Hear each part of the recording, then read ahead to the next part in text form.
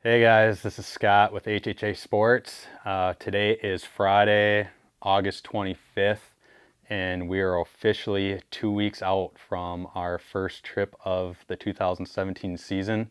And we're very excited. We're in preparation to head to Alaska. We're going to be doing a do-it-yourself float hunt for moose and caribou. Primarily moose, but we'll have caribou tags as well. So it's a big trip. This is definitely the biggest trip I've done. Coming from Wisconsin, we're used to our tree stand whitetail hunting and stuff. So should be a pretty epic journey. From start to finish, we're going to do approximately 110 nautical miles. So it'll be roughly about 220 river miles. And we're going to be out there for about 15 days. So like I said, pretty big adventure. Super excited. The window for preparation is closing very fast. So kind of the purpose of this video is, doing a trip like this. Like I said, this is kind of the biggest trip. Well, it's not kind of, it is the biggest trip that I've done thus far. So preparation is completely different than what I'm used to. Whitetail season, it's just going over your normal gear, making sure your clothes are washed, checking your tree stands, safety harnesses, all that stuff. So this has been a 2.5 year planning, and it's finally happening. So like I said, the window for preparation is closing, but throughout the process of planning for this hunt, obviously there was a lot of questions that I had no clue. And you Google and you research online and you get different opinions about everything, right? So everything in this video, this is just, my take on what I've sifted through and what I'm going to be bringing with me for my trip. Obviously, every trip is different, but, this is just kind of what I've gathered and what I think will work for our adventure. One of the biggest things that I had trouble with was what are we going to do for shelter? There's obviously, you do a backcountry, elk hunt or mule deer hunt, you're in a one person, packable tent and stuff like that. What do you do when you're in, the Brooks Range and, you're in weather that, Alaska's basically telling you to leave? There was all kinds of information online, whether you go with, a teepee style tent or, a more dome shaped style tent that has a floor. And I couldn't decide. There's obviously pros and cons to both. But that was honestly one of the decisions that I struggled with the most is what am I going to do for shelter, staying out of the elements. There may be 3 or 4 days that you're socked in and you can't even leave, your shelter. But so after all the research I did and reaching out to a few, industry friends and stuff, what I've decided is I am going with a teepee style tent, a completely floorless style shelter. And the main reason for that is because we are doing a float hunt. We're going to be living in our waders pretty much 24/7 and basically going to be playing in sand all day long. I figured it'd be nice to come into a shelter where you didn't have to get undressed outside. You could walk right in, strip down out of your waders. If you have damp, wet clothes, whatever, you could just do it all inside. You didn't have to stand outside in the elements. So we're actually going with a Seek Outside. Red Cliff is the model. And another huge pro that I liked was that it allows for a stove. It's a very packable, lightweight titanium stove. The tent itself, I mean, that's the tent right there. So not much to it. And then the stove just packs down into another little bag, and that's the entire stove pipe and stove unit itself. So I've done a couple of runs setting up and tearing down, and I can have everything set up in about less than 10 minutes. So pretty impressive, especially if you need to build the shelter really quickly.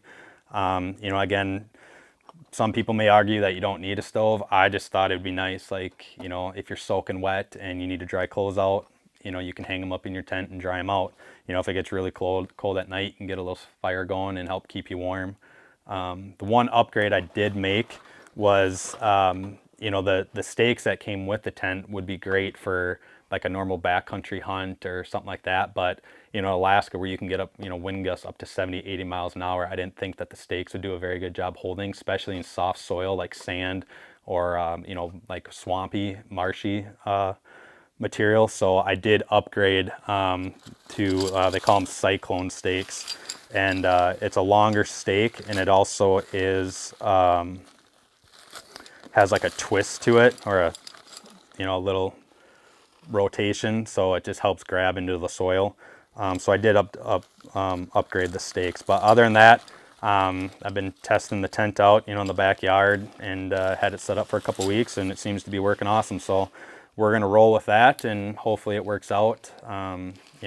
Reading the reviews online, and like I said, talking to some other people who have done trips like that, it seems like it's going to be a good system. And another question that was in my mind is just how to transport everything. So, the style of the hunt, we get flown in, dropped off, and then, we have inflatable rafts. That's our mode of transportation. So how do you transport all your gear? How do you keep all your gear organized and dry? And, we'll be using, a backpack for a lot of our camp tools and stuff like that, as well as like our day pack. But everything else is going to be tucked into dry bags where it's safe, secure. And if you were to capsize, everything's protected. It'll float, and you can attach everything with carabiners. So we're going to be using a combination of Kuiu dry bags as well as Watershed dry bags. So this dry bag right here is actually our butcher kit, but everything's just locked up, totally sealed and secure. So no worries about losing gear or anything sinking. But and our style hunt, like I said, every hunt is different. And ours, we decided that we're going to kind of do, something a little outrageous. And the area we're going to, we will actually be the first people to have ever floated this particular stream. And we're taking a very small plane in. And because of that, we're not allowed a lot of gear. Our personal gear weight, we're only allowed 75 pounds. So you think 75 pounds of personal gear, hunting gear, and camping gear for 15 days, it's pretty radical. So that's been a huge challenge when it's come to selecting gear, is selecting gear that not only doesn't weigh a lot, but that has multiple purposes, and really leaving behind any tools or utensils that would be nice to have versus are an absolute need. And so with all that being considered, one aspect was, what do you do for optics?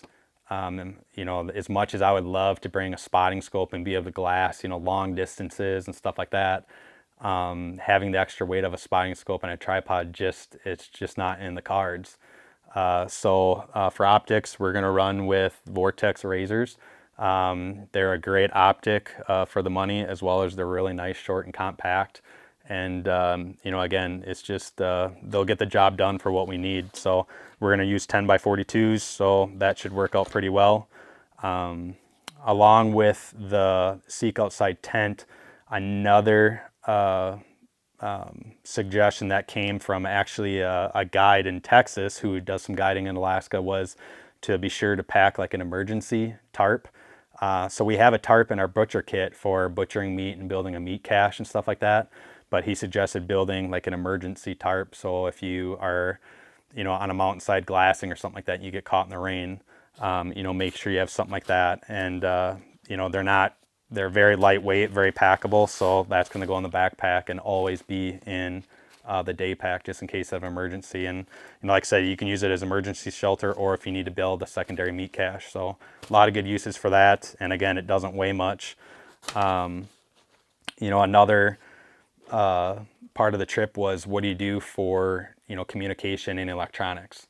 Obviously, being in northern Alaska, we're way north of the Arctic Circle, you're gonna have no cell phone reception. But how do you keep batteries charged for the electronics you have? So the electronics we're bringing, we're gonna have our Garmin GPS, and then we're also gonna have a Delorme InReach, which will be our communication device.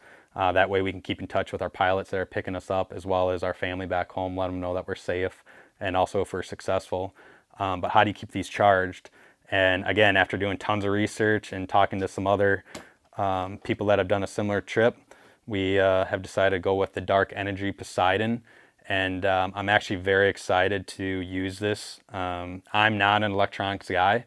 I barely know how to use an iPhone. But playing with this thing has actually been a lot of fun. With all the traveling I do, I've always kind of had this in my pocket to charge my cell phone and stuff like that, and it's been pretty cool. So I'm actually kind of excited to use this to to charge the electronics. So, and you know, they're supposedly bomb proof, but we'll put it to the test and see how it does. But other than that, like I said, it's a pretty epic adventure.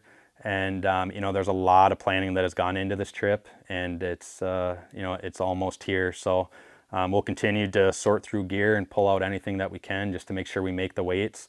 And you know, like I said, this is just all for my trip. You know, everybody, you know, probably has some other recommendation and has used other gear, but you know, this is just what I found, you know, were kind of the hardships when planning a trip like this. So anybody that's, you know, in the future thinking of doing a, you know, do-it-yourself float hunt or even a do-it-yourself drop camp, you know, in Alaska or something like that, you know, hopefully this kind of helps you.